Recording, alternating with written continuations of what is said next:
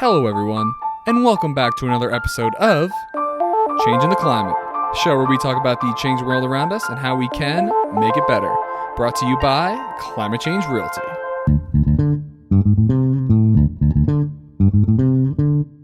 All right, everyone, welcome back to another episode. We are here with Dr. Phil. Phil, how you doing today, man? I'm good. I haven't heard that in a while since I was teaching at CU. I used to get Dr. Phil all the time. I bet. Less so. I rarely put my credentials behind my name, and so good catch. That's funny. Yeah, and I can respect that. I'm not big on credentials either. I just couldn't resist. But yeah, I love to get the show started with a little bit of background on who you are and how you got to be doing what you're doing. Yeah, no, totally. And we all have stories, and for me, the more that we can understand our story and where we're coming from, the less blind spots we'll have in what we create into the world, and the more expansiveness our vision and our creativity can be. And so I've spent quite a bit of time trying to understand my story. We're all part of systems and lineages and patterns that either consciously or unconsciously, create beauty or injustice and everything in between. And yeah, it's just fascinating. So I love the opening question. I grew up in a Thank you. small farming county at the top of the Chesapeake Bay in Maryland. My grandparents were just deeply engaged in community service, and in all kinds of ways. They were the only doctors. My on one side of the family, my grandfather was a doctor and his wife a nurse, and they delivered thousands of farm babies throughout this county. And I was really taught at a young age to explore my gifts and how to use them in service to the world and humanity and the earth. Grew up in a very humanitarian, service-oriented family. Grew up actually very conservative religiously, and have since expanded sort of beyond that into a more progressive, kind of open-minded spiritual approach to the world. But I have a lot of roots in that zone, and so it has conditioned and really me to be someone who operates from a deep place of empathy, understanding that the differences that we often face in the world aren't so much intentional, but really the outcome of our long story. And that upbringing in that rural area in Maryland, I really, really love just being able to romp through the woods and the farmland, working as a farmhand here and there.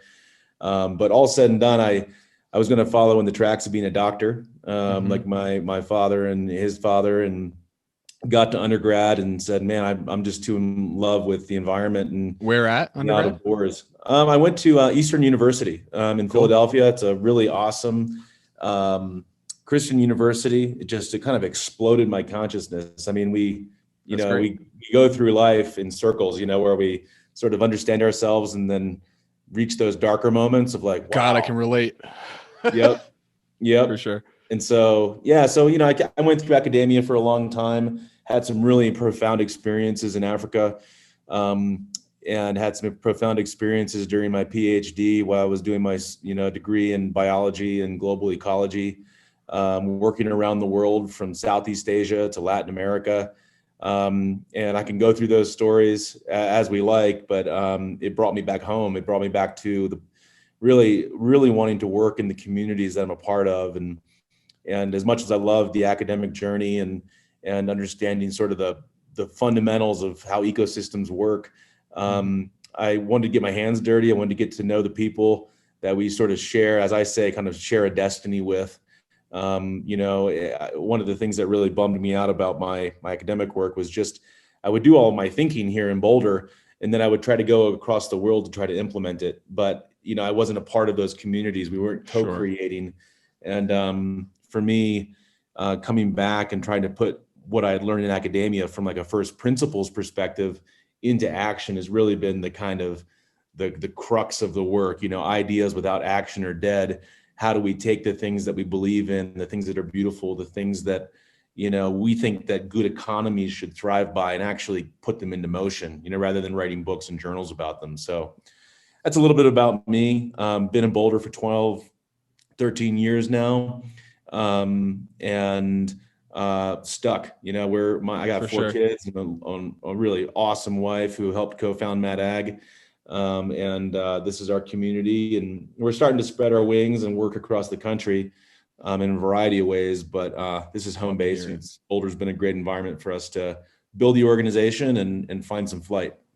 I couldn't agree more. And I gotta say that's the best "Who are you and what do you do?" response that I've got so far. Episode 29. What were you doing? What were you doing right before you started Mad Ag? I was working with some just incredible colleagues, working on tropical rainforest ecology. I Cool. worked with some fantastic folks out at Stanford, at Duke, Brown, University of Montana, CU Boulder. And we were just really trying to understand the fundamentals of how climate change was going to influence tropical rainforests. Mm-hmm. Rainforests are the lungs of the earth. They take up more carbon dioxide than any ecosystem on an annual basis. And we were really curious about, how does carbon get sequestered out of the atmosphere into the trees, into the roots, into the trunks, the biomass? How does it circle? How does it flow? And what's that vulnerability to precipitation changes or temperature changes? And so I was working really heavily in that zone um, academically. And then, I was doing a bunch of other stuff too. I'm kind of a generalist. I was also, Renaissance man. yeah, I tried to start a private equity fund for bioenergy investment in Southeast Asia. I also had really given a hard push at starting an insect-based animal feed company. Again, these are all pieces of the journey. Ultimately, I didn't follow those through for a variety of reasons related to risk and the kind of capital we were going to need to raise to do it.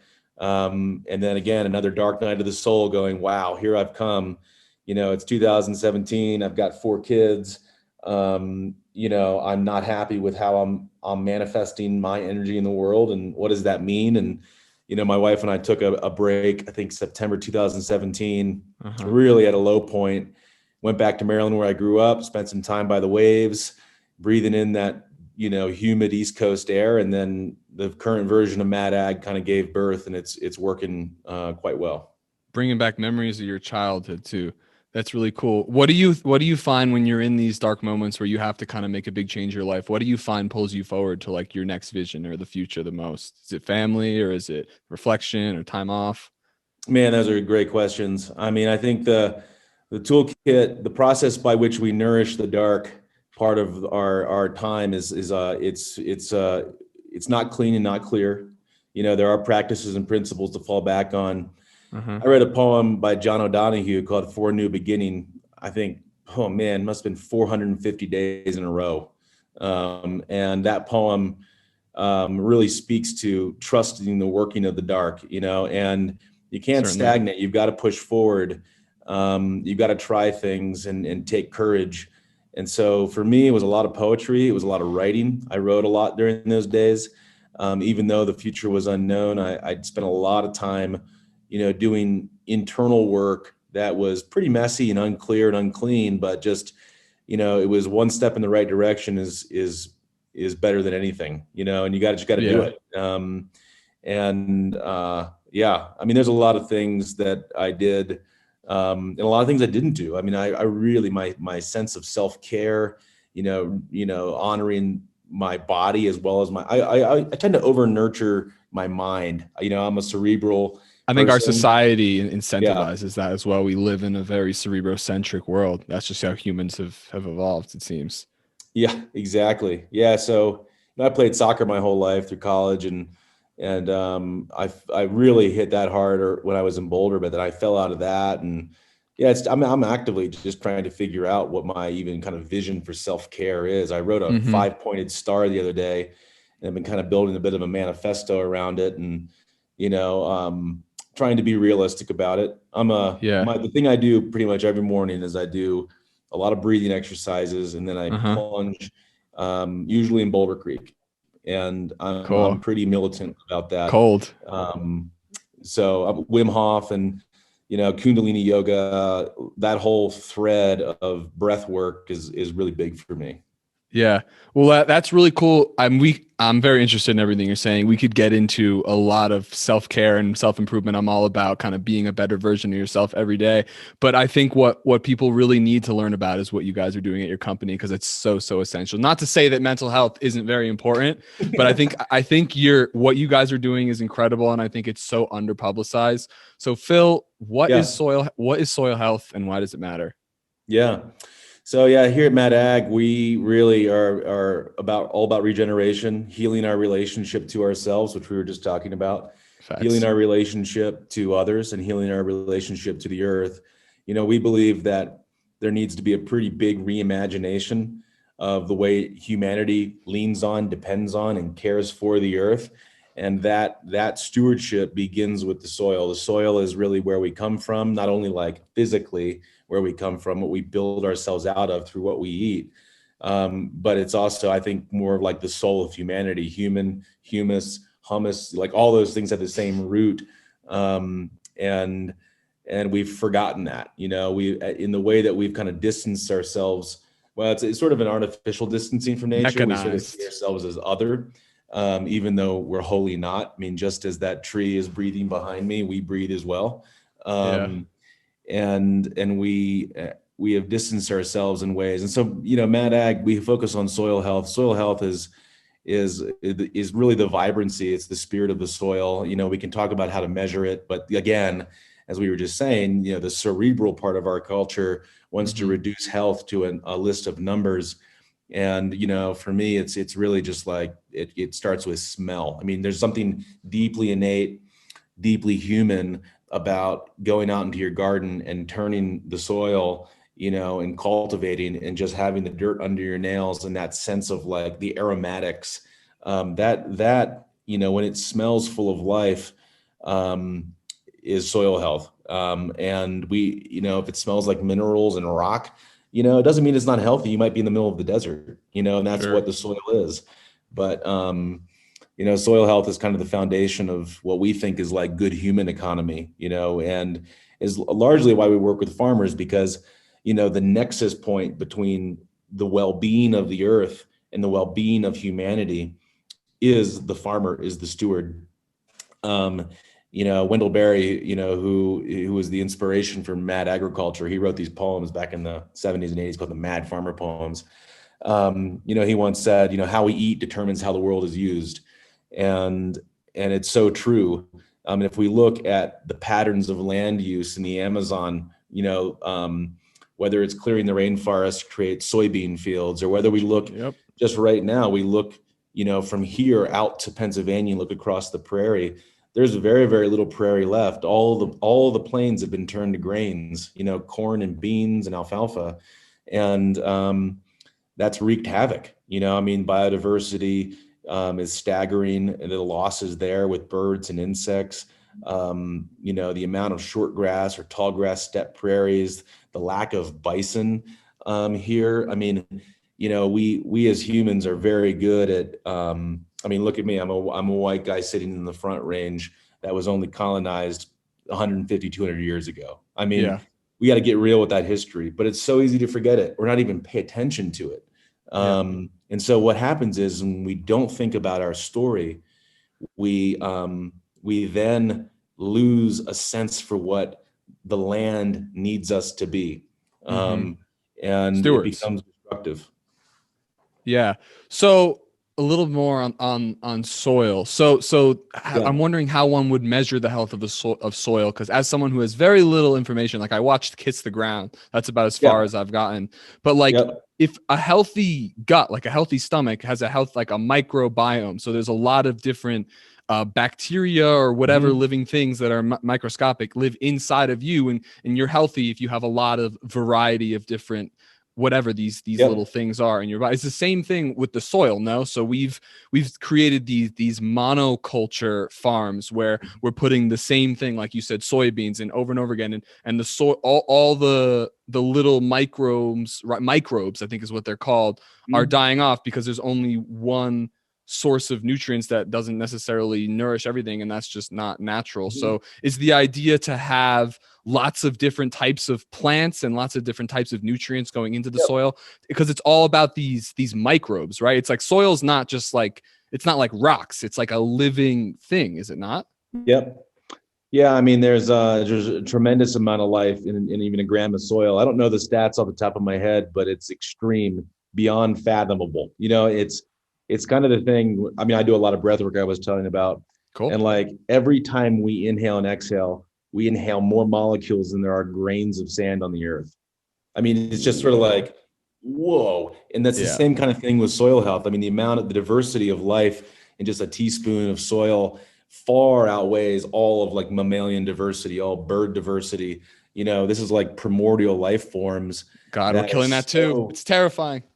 yeah, it's terrifying and beautiful. I mean, I think again, going back to our culture, we want to know everything before we do it. But I would argue, and this is probably going on a limb, is that we don't need any more science to know how to live well, right? I mean, there's like, we understand enough to know how to love, how That's to it. be compassionate, Yeah. to be good stewards of place. Like science certainly helps advance things, but it doesn't necessarily advance happiness. Um, it can advance longevity, which those things can be related to happiness. But our over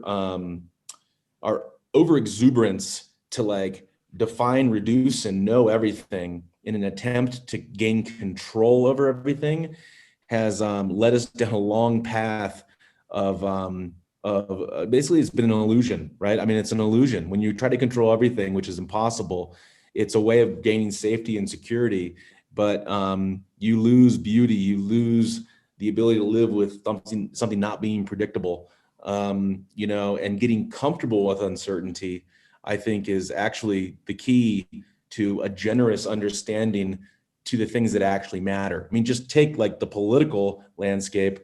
It's so easy to demonize the other side, but what's not happening is a genuine curiosity and an unknown and a humility to say, maybe I don't know. I'm actually willing to listen to you.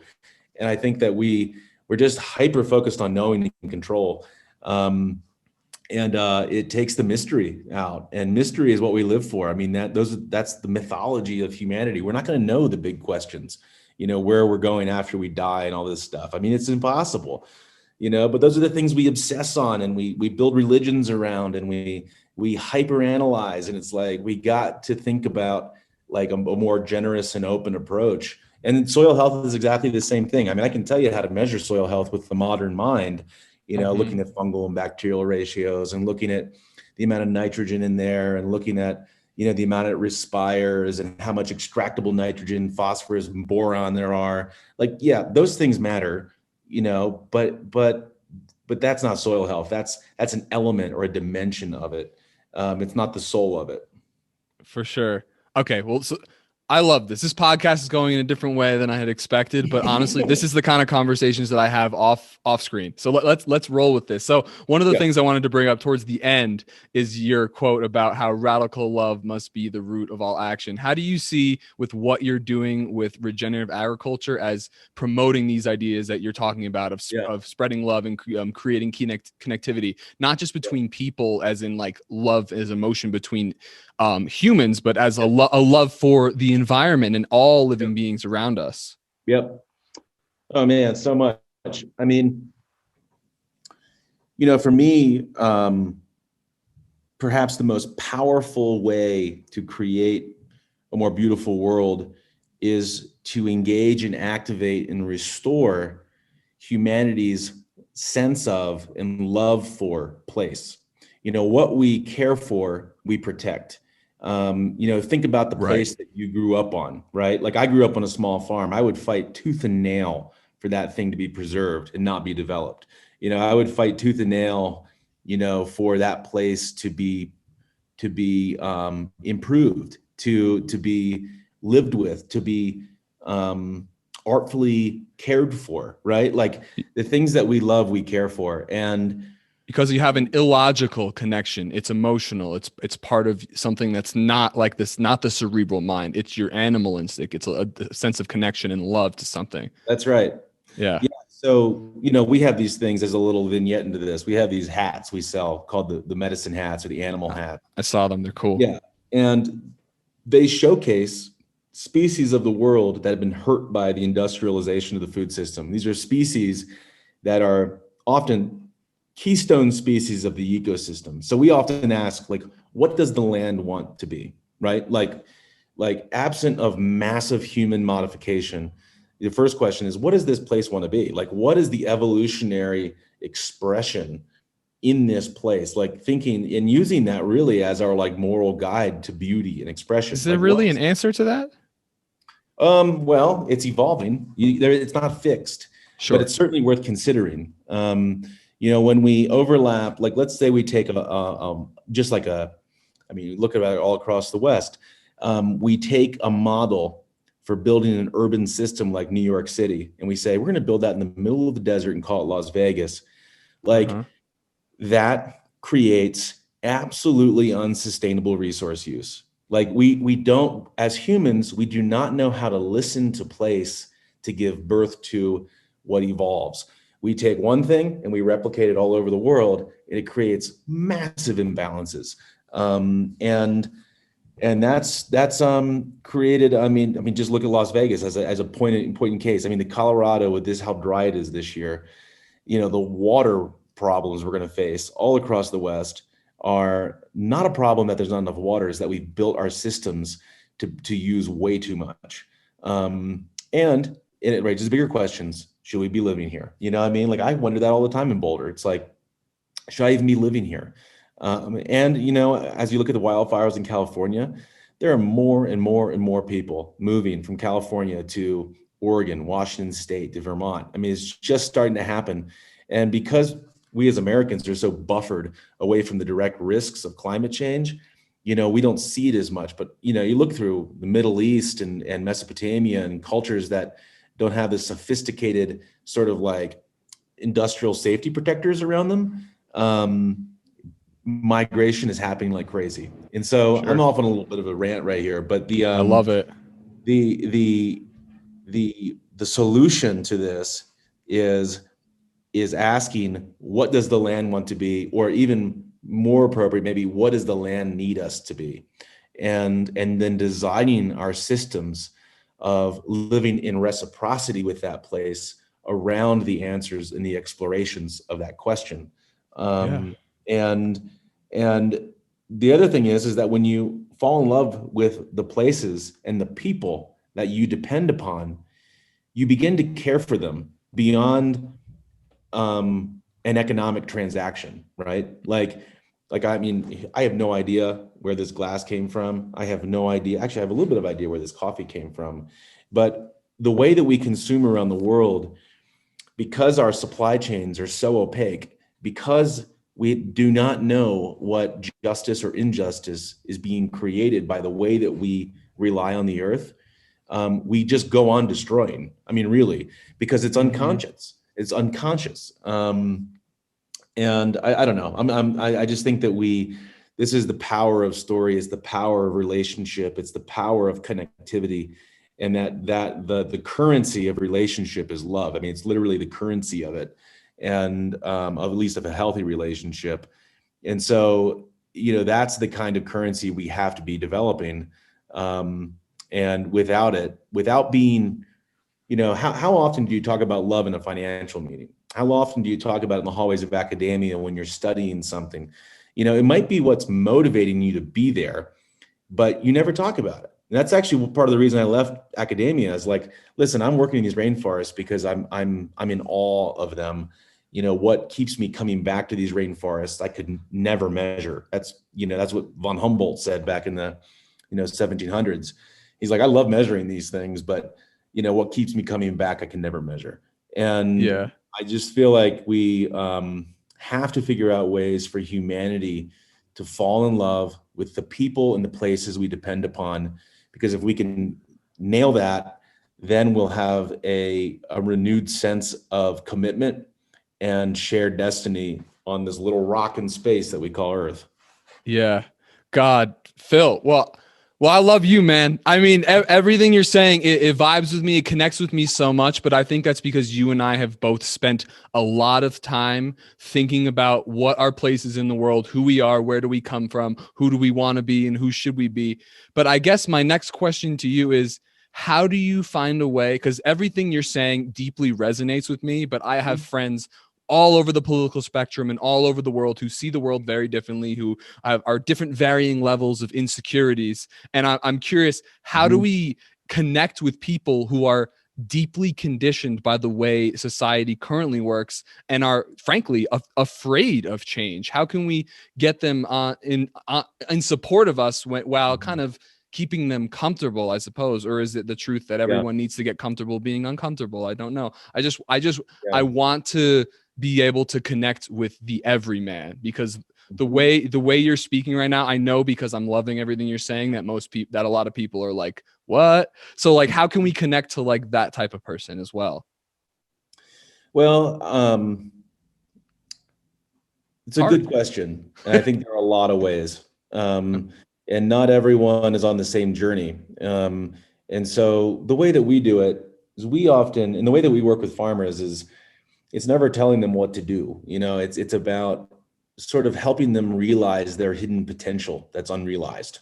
That's really the art of, it's like a good coach or a good therapist or a good friend. They help you achieve something that you know is possible, but you need that catalyst, you need that inspiration, you need that support, you need that fabric in order to express yourself.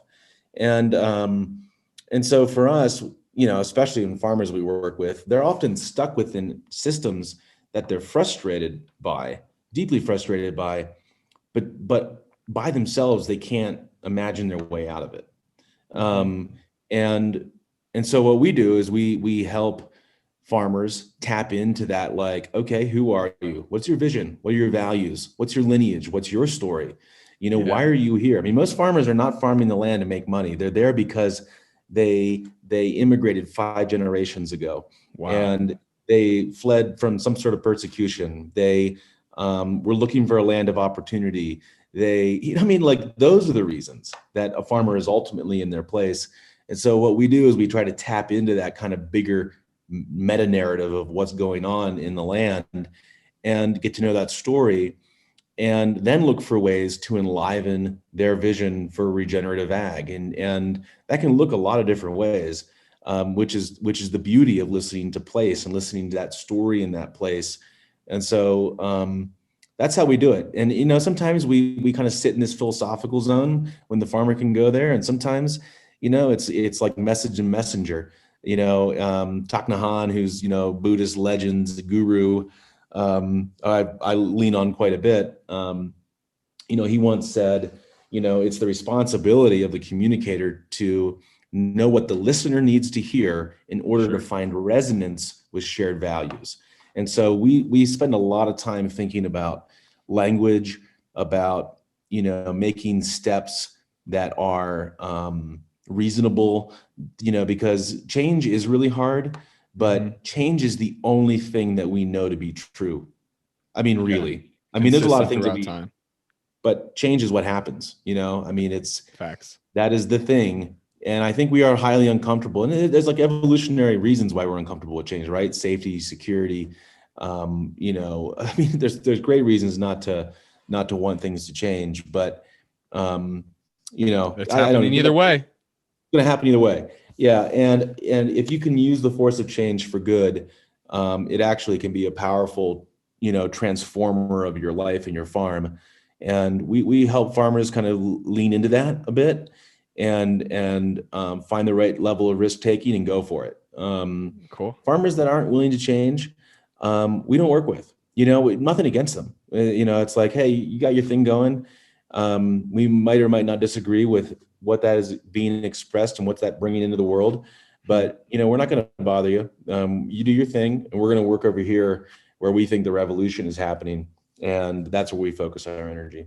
Yeah, it's about finding a way to incentivize people, and I do think at like a visceral level, it does come down to love, but not all, especially men, don't want to hear, "Hey man, like just let's go spread love with your plants." Like the farmer who's been working for 40 years with his out in the Yeah. fields every day is not going to. But it is kind of what we're doing. But anyways, moving forward, I just want to touch a little bit on this idea between sustainable and regenerative Mhm. practices as I'm getting into this climate space more and more. It definitely seems that we're at the point now where not only do we need to create a society that can sustain itself, we need to clean up all the garbage from the last 40 years. So I just Yeah. wondered if you could touch on the difference between sustainable and regenerative, maybe agriculture practices, and then Yeah. we'll talk about regenerative ag in general, what it is, how it's done. Yeah. Yes. I mean, there's no hard fast definition for sustainable or regenerative, and people bicker and debate all over it, for various reasons, some good reasons, some not so good reasons. The way I see it is sustainability is about sustaining what is, and regenerative is about giving more than you take. And Hell so yeah. it's about restoration. It's about bringing life back. It's about being in service, to the expression of living systems, based on their unique sense of place and that evolutionary power that I was talking about. Like, when you're talking about sustainability, you're often in the world of like life cycle analysis and reducing carbon footprints. And you're in like, hey, if I do good over here, I can offset it over there.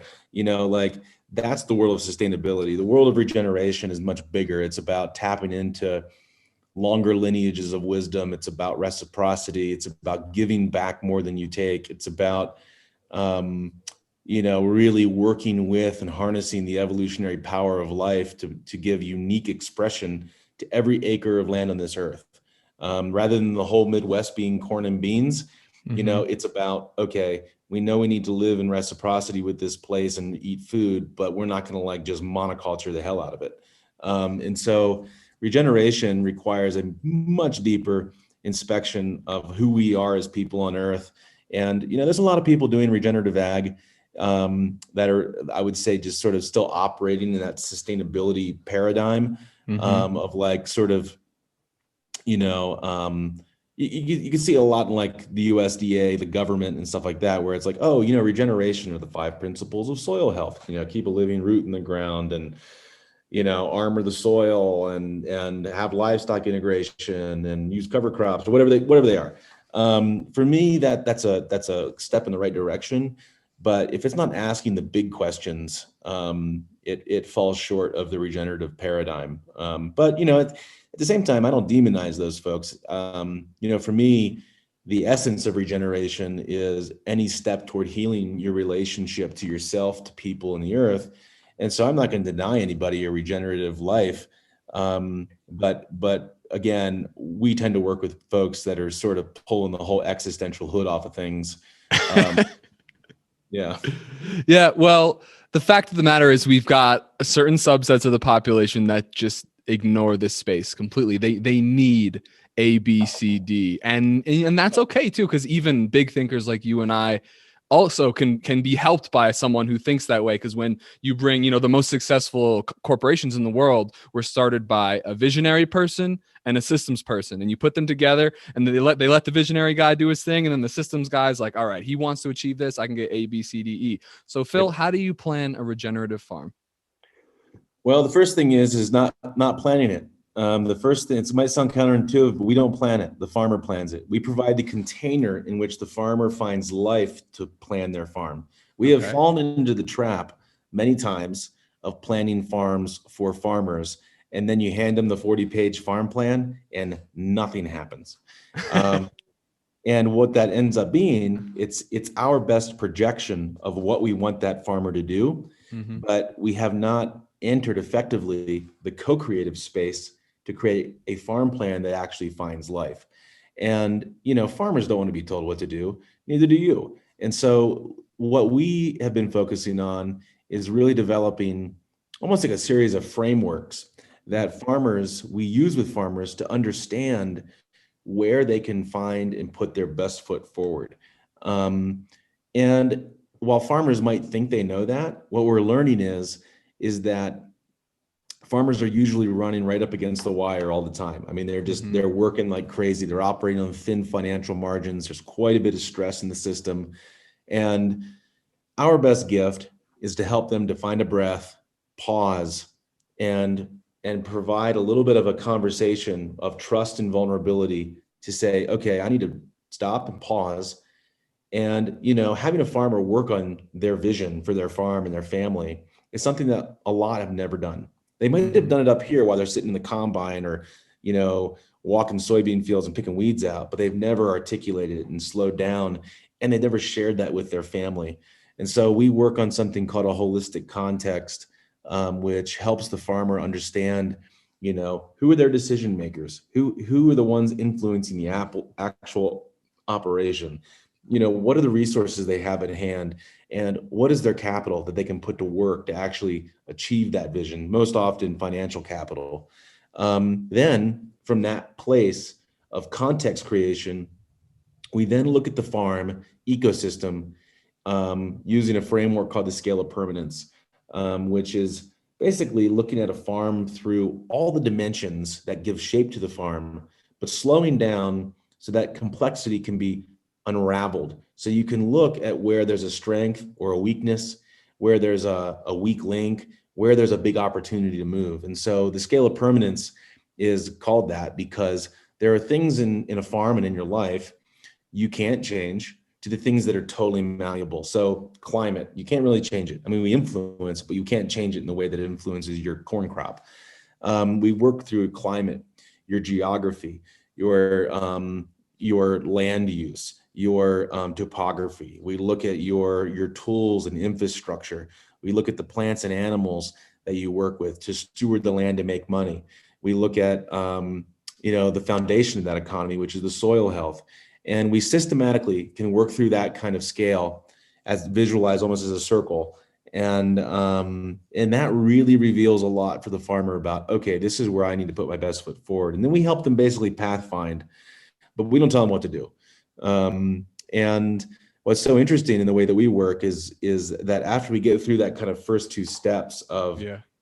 vision exploration, farm system design and operation, what we then do is we give life to that plan by connecting that farmer as best we can into a larger community of practice. So Mm-hmm. who you surround yourself with is who you become. And for farmers that are often isolated or surrounded by stagnant communities, entering into a broader movement where they're living beyond themselves to something greater is one of the big keys to really bringing life into that vision. The second is access to money. Money is the currency of the human economy, just like carbon is the currency of the natural economy. And so we have to figure out ways to flow capital into the farm. And then the third relationship between that farm and the world at large, behind community and capital, is then markets. Where do you sell your stuff and how do you get paid, and get paid a fair value for doing well by the land and doing well by your work.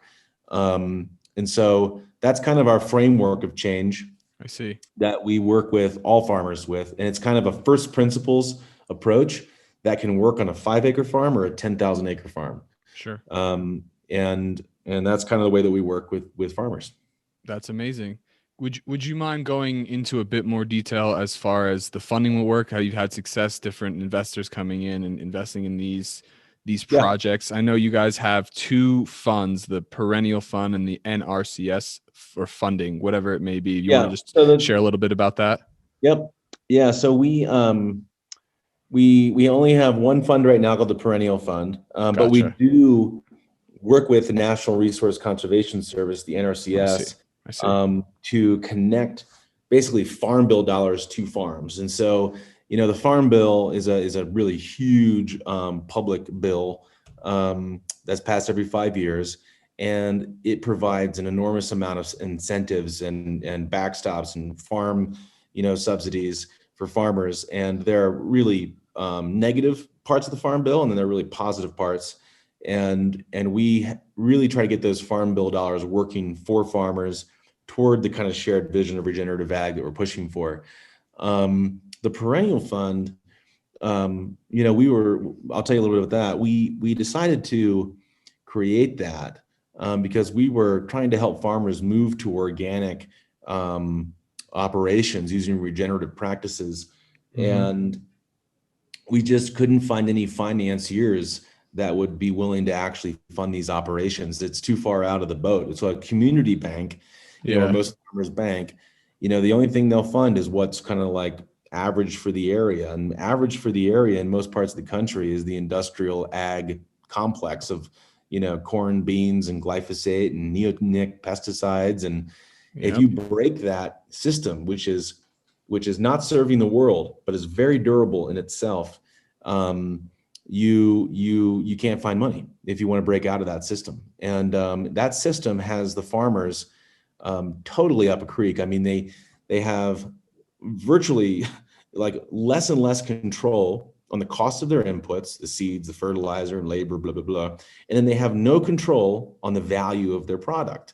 And so they're squeezed between these two forces where the value of the product has been stagnant for decades, adjusted for inflation, and the cost of inputs has been rising. And so, this year alone, I think 36 to 40% of farm income was provided by government subsidies. It's How nuts. much? For 36 to 40%. That's an inefficient system for sure. Yeah. So our farm bill is scaffolded the wrong system. And you can spend your whole life trying to scaffold out of it, but we just help farmers kind of break out, and it's unbelievably broken. And so what we focus on doing is trying to basically build, and this is, when we were talking about kind of like how does a good old boy farmer talk about love? Well, you don't use the word love. You use the word freedom. You use the word independence. You talk about family. You talk Yep. about community, sense of place, belonging, and you have them walk fence lines with you and take you in combines. And when they look at you and pat you on the back, that's love. They don't say it. They say it in nonverbal ways. And so, that's the kind of work that we do. Um, and it's really, really fun. But Sounds I it. don't know. I don't know how we got there, but I'll let us roll on. But that's where we were. It's all good. So but I guess my next question is the reason that this system, well, when you brought that statistic of 36% funded by the government is mind blowing to me. But the reason this large scale commercial agriculture is in place is because we have this crazy growing populations. So I guess my question to you is how can these practices that are more in tune with the natural world be scalable and actually feed a growing Hmm. population? Yeah, I mean, I would say that industrial agriculture um, didn't isn't the precursor. Um, well, that's a good question, actually. I wonder if I'd Thank you. actually agree with that. Thank I you. was going to say it's not the precursor of a growing population. I think there's a bit of a chicken and egg there, Sure. where the growing population and the industrialization of ag evolved together. It's not one before the other. And so we are in this predicament of needing to know, like, can the earth actually provide the calories needed to feed the world? And we often hear that, like, oh my gosh, we need to grow more food because of the population. But it turns out that if you just look at calories, you know, Hmm. calories produced in the world, we actually produce enough calories to feed well over 10 billion people. Absolutely. If people don't eat too much and we grow the right kind of calories. Surely. Right now, we're not growing the right kind of calories. We're growing corn and beans to feed livestock in, concentrated feed operations, and it's enormously inefficient. And so if we focused, it's not about can we grow enough food? We already know we can. It's about what food we grow and what we eat. And then this gets back into much deeper, more touchy, more volatile, like how do we build markets that actually reflect the true cost of the food, right? Like the true cost of growing a cow in a concentrated feed operation with its climate impact, its animal welfare impact, its labor impact, its land impact, its this gets back into like externalities and capturing those on the balance sheet and all that stuff, which might even veer us into carbon markets here in a second. But Yeah. you know, we're not very good at capturing the true cost of food and reflecting that in its cost and value. Right now, those things are being, those costs are being shouldered by the environment. They're being shouldered by people, living around those areas that are often disenfranchised or, of BIPOC communities. And it's not good. So we got a lot of work to do on that front. Yeah, and like you said, let's talk about carbon markets because when I walk around town, I see these people with signs that says "We're carbon farm." Is that from you guys? The No, car that's from I th- EcoCycle. Yeah, it's from EcoCycle. EcoCycle. That's right. So we had Zan Jones on the show a few weeks ago. So what is the carbon marketplace? Because that's a term that you don't hear Yeah. too Well, often. the idea of a carbon marketplace is that you can, if you're someone that wants to offset your footprint from whatever you're doing in the world, whether it's a coal plant or it's driving a car around, you could purchase a ton of carbon, um, and that would be sequestered somewhere else. And there would be a system that would prove that that would be sequestered somewhere else so that you had a verifiable carbon offset. And so there's been a lot of work in carbon markets. And just to say up front, I am not a fan of them at all. Interesting. And You want a holistic solution. yeah, You don't want part here, part there. You want to just fix it all together. yeah, it's a holistic solution. I also just feel like we should embody that value in the value of the food that's produced on farms, and rather than create a market, which I'll go into all the problems of the market in a second. Do it. Let's just like pay the farmer the fair value of creating something that nourishes the land and nourishes people. And if that is true, then they should be paid for it. Right now, where that conversation often goes is like, well, if you're going to charge more for that food, then how are poor people going to be able to afford it? Unfortunately, the way the system has evolved is we have a artificially low price of food where it's really, really cheap, but it's not serving, right? Like the land is worse off for it, and human health is often worse off for it. And And is that because so, of the government subsidies as well? well, the government subsidies recapitulate and reinforce a system of producing food that is, not nutrient dense and doesn't feed people. It feeds animals. And for me, I have no problem eating animals. I'm not a vegetarian, but those animals need to be raised in environments that are in nature's image, like eating grass off the land, not eating corn and beans in a concentrated feed operation. And so, most of the way that dairy is produced, most of the way that meat is produced at like those cheap like $3.99, $4.99 pound thing, which most people have now become highly accustomed to, Mm-hmm. it's coming at a massive cost. Like I read a statistic the other day, and whether this is true or not, I think the case in point is it's illustrative. Is that a Big Mac costs $4 for McDonald's, but the societal cost when factoring in human health and climate change and all that is $12. So you're paying $4, but it actually costs you $12. So we're going into debt. In debt to what? We're going into debt to nature. We're going into debt to our own health and well-being. And these are the kinds of like holistic economic visions that I think as humans we just are really bad at calculating or understanding. Um, Absolutely. but going back to the carbon market, I mean, the carbon market, there's a bunch of philosophical problems I have with it. There's a lot of practical problems. One, carbon market is it's a reductionistic thing. It doesn't address root cause. Let's say, I'm a coal-fired power plant that's blowing coal up into the air, outside of Los Angeles, and it's causing climate change, but it's also has all of these other harmful air pollutants that are affecting people and giving people asthma all around. Well, that coal plant could purchase all the offsets they want, but not solve the actual problem that they're creating.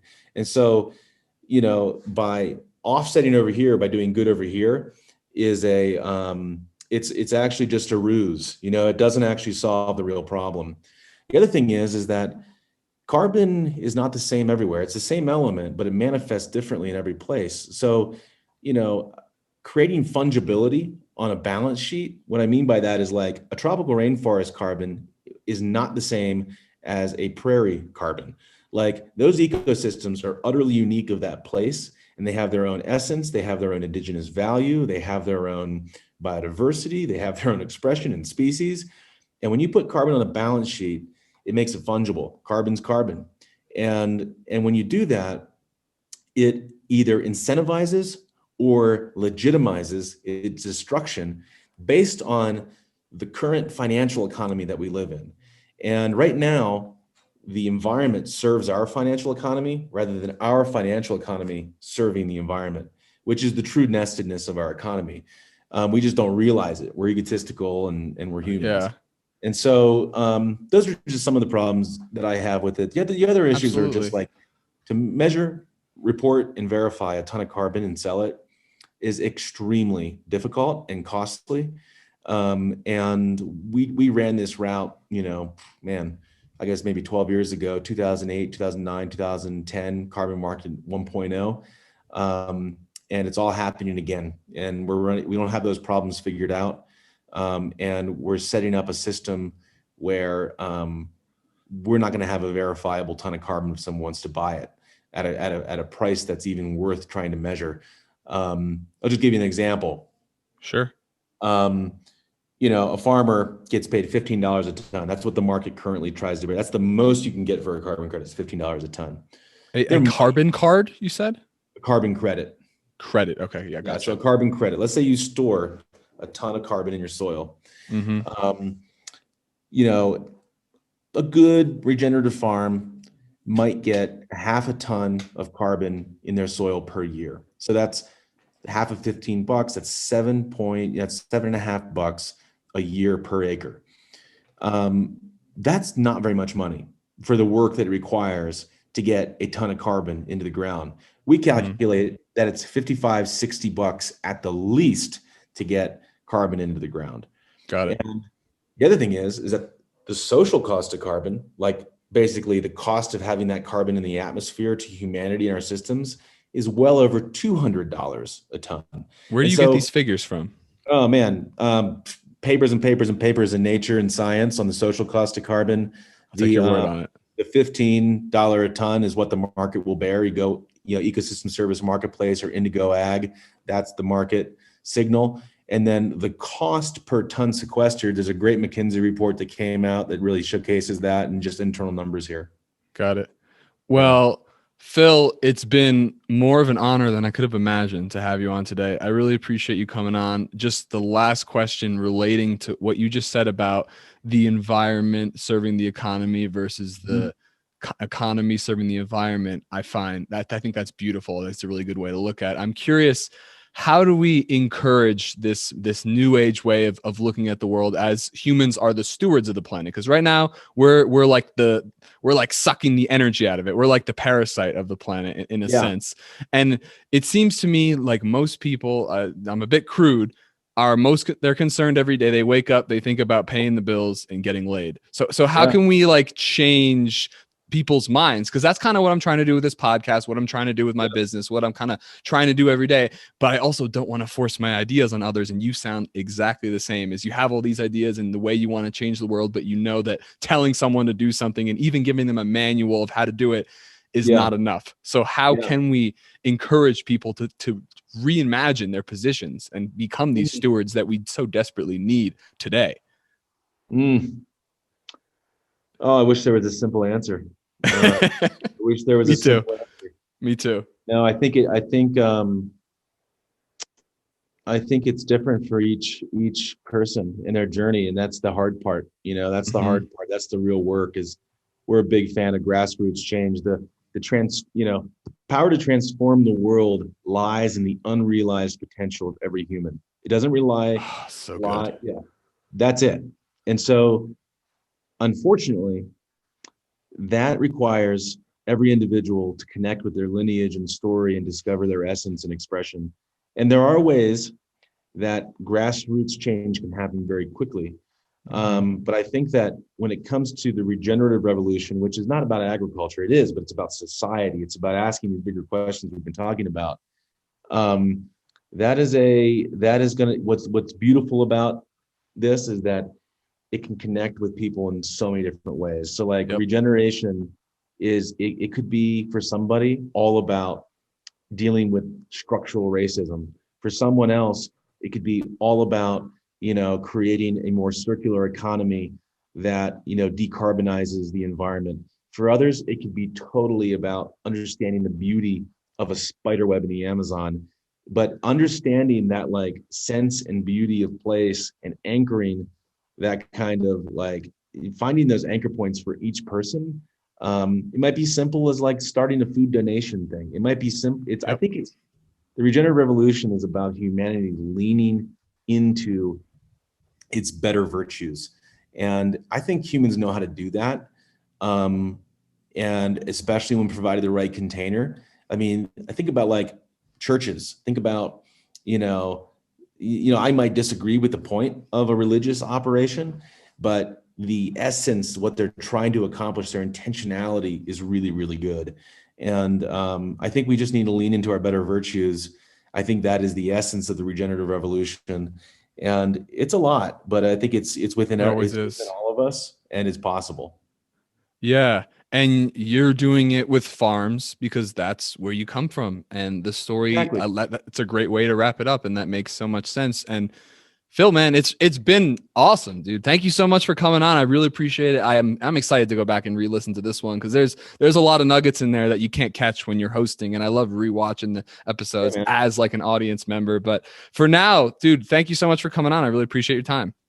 Yeah, thanks for having me. It was a real pleasure. We just kind of scratched the tip of the iceberg, I feel. It's only an hour. Yeah, man, keep up the good work. Will do. All right, everyone. Thanks so much for being here. See you next week. Take it easy. Thanks so much for listening to Changing the Climate, a podcast hosted by Climate Change Realty, the most innovative real estate corporation ever conceptualized. Visit ccrboulder.com today.